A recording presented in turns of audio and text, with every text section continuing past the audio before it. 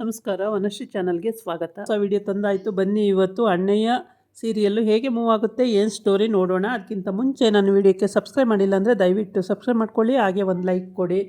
ಇಲ್ಲಿ ಶಿವು ಮತ್ತು ಪಾರು ತುಂಬ ಖುಷಿಯಾಗಿದ್ದಾರೆ. ಯಾಕೆ ಅಂತ ಕೇಳಿ, ಗುಂಡು ಗಂಡನ ಲವ್ವರು ಓಡೋಗ್ಬಿಟ್ಟಿದ್ದಾಳೆ. ಅಂದರೆ ಯಾರಿಗೂ ಯಾವ ವಿಷಯನೂ ಗೊತ್ತಿಲ್ಲ, ಅವಳು ಎಲ್ಲೋದ್ಲು ಅಂತ ಗೊತ್ತಿಲ್ಲ. ಇವನಂತೂ ಅವಳ ಮೇಲೆ ಹುಚ್ಚ ಆಗಿಬಿಟ್ಟಿದ್ದ. ಯಾರು ಏನು ಹೇಳಿದ್ರು ಕೇಳ್ತಾ ಇರಲಿಲ್ಲ, ಹಂಗಾಗಿ ಹುಚ್ಚ ಆಗೋಗಿದ್ದ. ಆದರೆ ಇವತ್ತು ಅವಳು ಮನೆ ಬಿಟ್ಟು ಹೋಗಬೇಕಿತ್ತು. ಯಾರು ಗುಂಡು ಮನೆ ಬಿಟ್ಟು ಅಪ್ಪನ ಮನೆಗೆ ಬಂದು ಸೇರ್ಕೋಬೇಕಿತ್ತು. ಹಂಗಾಗಿ ಹೊರಟಿರ್ತಾಳೆ. ಇನ್ನೇನು ಎಲ್ಲ ತಗೊಂಡು ಬಾಗಿಲು ದಾಟಬೇಕು. ಅಷ್ಟೊತ್ತಿಗೆ ಶಿವು ಫೋನ್ ಮಾಡ್ತಾನೆ. ಫೋನ್ ಮಾಡಿದಾಗ ತಿಳಿಸೋಣ ತಾಳು ಗುಂಡು ಮಾವಂಗೆ ಅಂತೇಳ್ಬಿಟ್ಟು ಗುಂಡು ಮಾವಂಗೆ ತಿಳಿಸೋಕ್ಕೆ ಖುಷಿಯಾಗಿ ಎಲ್ಲರೂ ಕುಣಿದಾಡ್ತಿರ್ತಾರೆ. ಗುಂಡು ಮಾವಂಗೆ ತಿಳಿಸೋಣ ಅಂತೇಳ್ಬಿಟ್ಟು ತಿಳಿಸ್ದಾಗ ಫೋನಲ್ಲಿ ಲೌಡ್ ಸ್ಪೀಕರ್ ಆನ್ ಮಾಡಿ ಅಂತ ಹೇಳ್ತಾನೆ. ಆನೇ ಮಾಡಿದ್ದೀನಿ ಹೇಳಪ್ಪ ಶಿವು ಅಂತ ಹೇಳ್ತಾನೆ.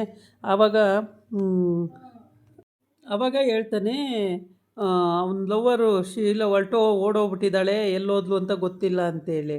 ಹೌದಾ, ಎಲ್ಲೋದ್ಲು ಅಂತ ಗೊತ್ತಿಲ್ವ? ಗೊತ್ತೇ ಇಲ್ಲ, ಹೋಗ್ಬಿಟ್ಟಿದ್ದಾಳೆ ಅಂಥೇಳಿ. ಎಲ್ಲ ಕಡೆ ಎಲ್ಲ ಕಡೆ ಹುಡುಕಿರು ಇಲ್ಲ ಅಂಥೇಳಿ. ಆಗ ಗುಂಡು ಅತ್ತೆ ಅಲ್ಲೇ ಕೂತ್ಕೊತಾಳೆ. ಯಾಕೆಂದರೆ ಅವಳದು ಸಪೋರ್ಟ್ ಫುಲ್ಲಿತ್ತು. ಮಗನಿಗೆ ಸಪೋರ್ಟ್ ಮಾಡ್ತಾಯಿದ್ಲು ಅವಳು ಯಾವಾಗಲೂ. ಸೊಸೆ ಕಂಡ್ರೆ ಆಗ್ತಾಯಿರಲಿಲ್ಲ. ಹಾಗಾಗಿ ಮಗ ಹಿಂಗಾಗೋಯ್ತಲ್ಲ, ಈಗ ಮಗ ಮದುವೆ ಮಾಡ್ಕೊಳ್ತೀನಿ ಅಂತ ಎಲ್ಲ ಆದಿರಂಪ ಬೀದಿರಂಪ ಆಗೋಗಿತ್ತು. ಎಷ್ಟು ಹೇಳಿದ್ರು ಯಾರು ಹೇಳಿದ್ರು ಕೇಳ್ತಾ ಇರಲಿಲ್ಲ. ಹಂಗಾಗ್ಬಿಟ್ಟು ಅಲ್ಲೇ ಕೂತ್ಕೊತಾಳೆ. ಏನಪ್ಪ ಇದು ಕತೆ ಅಂತೇಳಿ. ಆದರೆ ಆವಾಗ ಗುಂಡು ಹೇಳ್ತಾಳೆ, ನೋಡಮ್ಮ ನಿನ್ನ ಗುಂಡು ಇನ್ನೇನು ಯೋಚನೆ ಮಾಡಬೇಡ, ಅವಳು ಎಲ್ಲಿ ಹೊರಟೋದ್ಲು ಅಂತ ಗೊತ್ತಿಲ್ಲ, ನಾಪತ್ತೆ ಆಗೋಗಿದ್ದಾಳೆ, ನೀನು ಯೋಚನೆ ಮಾಡಬೇಡ ಗುಂಡು ಅಂತ ಹೇಳ್ತಾ ಇರ್ತಾನೆ. ಅವ್ರ ಅಣ್ಣ ಮತ್ತು ಪಾರು ಇಬ್ಬರು ಹೇಳ್ತಾ ಇರ್ತಾರೆ. ಆವಾಗ ಅವಳು ಹೇಳ್ತಾಳೆ, ಎಲ್ಲಣ್ಣ ಸಂತೋಷ ಪಡ್ಲೋ ದುಃಖ ಪಡ್ಲೋ ಒಂದು ಗೊತ್ತಾಗ್ತಿಲ್ಲ. ದುಃಖ ಯಾಕಮ್ಮ ಅಂತ ಕೇಳ್ತಾನೆ. ದುಃಖ ಯಾಕೆ ಅಂತಂದರೆ ಅವಳನ್ನು ತುಂಬ ಪ್ರೀತಿ ಮಾಡ್ತಾಯಿದ್ದ. ಅವಳನ್ನು ಬಿಟ್ಟು ಇವನ ಕೈಲಿ ಇರೋಕ್ಕಾಗುತ್ತೋ ಇಲ್ಲೋ ಗೊತ್ತಿಲ್ಲ. ಇವನು ಎಲ್ಲೋದ ಅಂತಲೇ ಗೊತ್ತಿಲ್ಲ. ಇವನು ಏನಾರ ಮಾಡ್ಕೊಂಡ್ರೆ ಏನಣ್ಣ ಕತೆ. ಅವಳದು ಒಂದು ಕಡೆ ಸಂತೋಷ ಆದರೆ ಇನ್ನೊಂದು ಕಡೆ ದುಃಖ ಆಗ್ತಿದೆಯಲ್ಲಣ್ಣ, ಏನು ಮಾಡೋದು ಅಂತ ಕೇಳ್ತಾಳೆ. ಆವಾಗ ಎಲ್ಲರಿಗೂ ಟೆನ್ಷನ್ ಆಗುತ್ತೆ. ಹೌದಲ್ವ, ಇವನೆಲ್ಲೋದ ಇವನು ಅಂತ ಹೇಳ್ಬಿಟ್ಟು ಅಲ್ಲಿವರೆಗೆ ಖುಷಿಯಾಗಿಯೇ ಎಲ್ಲ ಕುಣಿದಾಡ್ತಿರ್ತಾರೆ. ಸದ್ಯ ಅವಳು ತೊಲಗಿದ್ಲಲ್ಲ, ನನ್ನ ತಂಗಿ ಭಾಳ ಒಳ್ಳೆಯದಾಗುತ್ತೆ, ನನ್ನ ನಾದಿನಿ ಭಾಳ ಒಳ್ಳೆಯದಾಗುತ್ತೆ ಅಂತೇಳಿ ಪಾರು ಎಲ್ಲ ಖುಷಿಯಾಗಿ ಕುಣಿದಾಡ್ತಿರೋ ಟೈಮಿಗೆ ಕರೆಕ್ಟಾಗಿ ಗುಂಡು ಹಂಗಂತ ಹೇಳಿದಾಗ ಮತ್ತೆ ಟೆನ್ಷನ್ನಾಗಿ ಏನು ಮಾಡೋದು ಅಣ್ಣ, ಯಾವ ಕಡೆ ಖುಷಿ ಪಡಲಿ, ಯಾವ ಕಡೆ ದುಃಖ ಪಡಲಿ ಹೇಳೋಣ ಅಂತ ಹೇಳ್ತಾಳೆ. ಆವಾಗ ಸರಿ ಬಿಡಮ್ಮ ನೋಡೋಣಂತೆ ಅದೇನಾಗುತ್ತೆ ಅಂತೇಳಿ, ನೀನು ಟೆನ್ಷನ್ ಮಾಡ್ಕೋಬೇಡ ಆರಾಮಾಗಿರು ಅಂತ ಹೇಳ್ತಾರೆ. ಆಯ್ತಣ್ಣ ಅಂತೇಳಿ ಸುಮ್ಮನಾಗ್ತಾಳೆ. ಇವನು ಎಲ್ಲೋದ ಅಂತ ಗೊತ್ತಿಲ್ಲ, ಸೀನಾ ಪತ್ತೇನೇ ಇಲ್ಲ. ಸೀನಾ ಎಲ್ಲೋದ ಅಂತ ಗೊತ್ತಾಗಬೇಕಲ್ಲಣ್ಣ ಅಂತ ಹೇಳ್ತಾಳೆ. ಎಲ್ಲೋಗಿದ್ದಾನೆ ಹುಡ್ಕೋಣ ಬಿಡಮ್ಮ ಅಂತ ಹೇಳ್ತಾನೆ. ಅಕಸ್ಮಾತ್ ಇಬ್ಬರು ಸೇರೆ ಓಡೋದ್ರು, ಅದು ಏನು ಕತೆ ಅನ್ನೋದು ಗೊತ್ತಿಲ್ಲ. ಒಟ್ಟಿಗೆ ಅವನ ಲವರ್ ಅಂತೂ ಓಡೋಗಿದ್ದಾಳೆ ಅನ್ನೋದು ಗೊತ್ತಾಗಿದೆ. ಯಾರ ಜೊತೆ ಬಾಯ್ ಫ್ರೆಂಡ್ ಜೊತೆ ಓಡೋದ್ಲು ಅಥವಾ ಎಲ್ಲಿ ಹೋದ್ಲು ಏನು ಕತೆ ಅನ್ನೋದು ಅದು ಗೊತ್ತಾಗಿಲ್ಲ. ತುಂಬ ಖುಷಿ ಪಡ್ತಾ ಇದ್ದಾರೆ. ಆದರೆ ಗುಂಡುಗಂತೂ ಖುಷಿ ಇಲ್ಲ ಅದ್ರ ಬಗ್ಗೆ. ಗುಂಡು ಮಾವಂಗಂತೂ ತುಂಬ ಖುಷಿ ಇದೆ. ಅವ್ರ ಅತ್ತೆ ಅಲ್ಲಿ ಆ ಕಡೆ ಮಂಕ ಕೂತಿದ್ದಾಳೆ. ಅವಳಿಗೆ ಮಗನ ಲೈಫ್ ಹಿಂಗಾಯ್ತಲ್ಲ ಅಂತ ದುಃಖ. ಈ ಕಡೆ ಸೊಸೆನೂ ಮನೆ ಬಿಟ್ಟು ಹೋಗ್ತಿದ್ದಾಳೆ, ಆ ಕಡೆ ಅವಳು ಓಡೋಗಿದ್ದಾಳೆ. ಈ ಸೀನನ ಕತೆ ಏನು ಅನ್ನೋದು ಅವಳದು ಇಂಟೆನ್ಷನ್ನು. ಈ ಕಡೆ ಬಂದರೆ ಈ ಗುಂಡು ಈ ಥರ ಯೋಚನೆ ಮಾಡ್ತಿದ್ದಾಳೆ. ಮತ್ತು ಇದು ಎಲ್ಲಿವರೆಗೆ ಹೋಗುತ್ತೆ ಅಂತ ನೋಡಬೇಕು. ಭಾಳ ಟೆನ್ಷನ್ ತಗೊಂಡು ಇವಳು ಯೋಚನೆ ಮಾಡ್ತಿದ್ದಾಳೆ. ಅಂದರೆ ಅಷ್ಟು ಪ್ರೀತಿ ಅವ್ರ ಮಧ್ಯೆ. ಅಂದರೆ ಹೆಂಡತಿ ಆದವಳಿಗೆ ಗೊತ್ತಿರುತ್ತೆ ಹೊರತು ಬೇರೆಯವ್ರಿಗೆ ಅದ್ರ ಬಗ್ಗೆ ಗೊತ್ತಿರಲ್ಲ. ನಾವು ಹೇಳೋದು ಸುಲಭ ಅಷ್ಟೇ, ಅನುಭವಿಸಿರ್ತಾರಲ್ಲ ಅವರಿಗೆ ಅದು ಗೊತ್ತಿರುತ್ತೆ. ಹಾಗಾಗಿ ಅದನ್ನು ನಾವು ಒಂದೇ ವರ್ಡ್ಸಲ್ಲಿ ಹೇಳೋಕ್ಕೂ ಆಗೋಲ್ಲ ಹೇಗೆ ಏನು ಅಂತೇಳಿ.